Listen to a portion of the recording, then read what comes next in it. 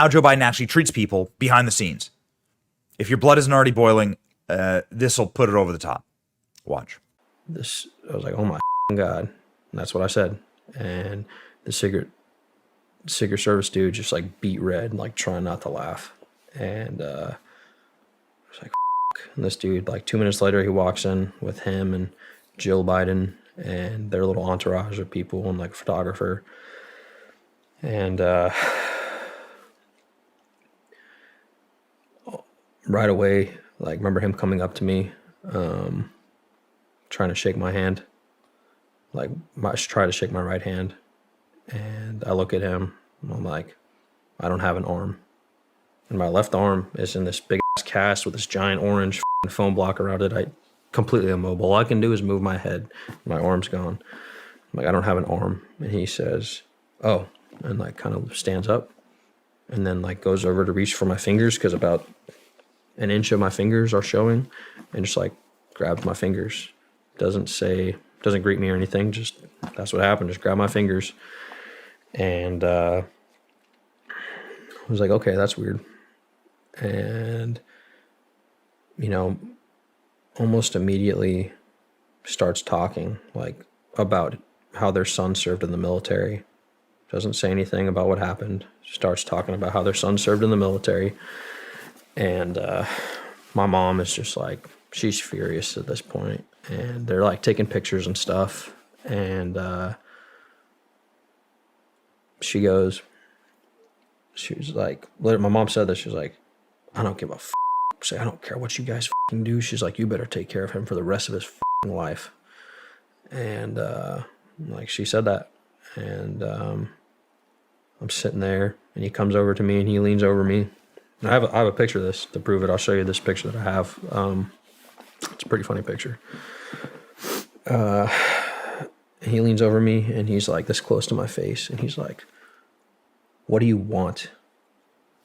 I said, what do you want? Yeah, he said, what do you want? I said, what?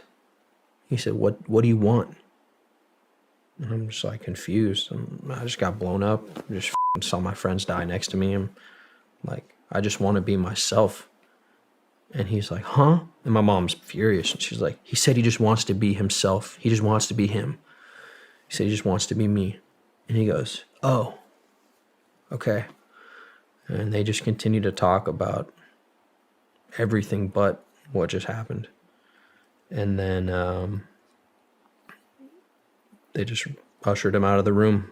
He didn't know what to say. They ushered him out of the room, and that was that. And my mom tried multiple times to get help from them, reaching out to the First Lady and try to get some legislation passed for caretakers like herself who own businesses who don't get any financial support for helping their fucking service member that just got his whole life torn apart. And she wanted to help other caretakers in the future have, you know, because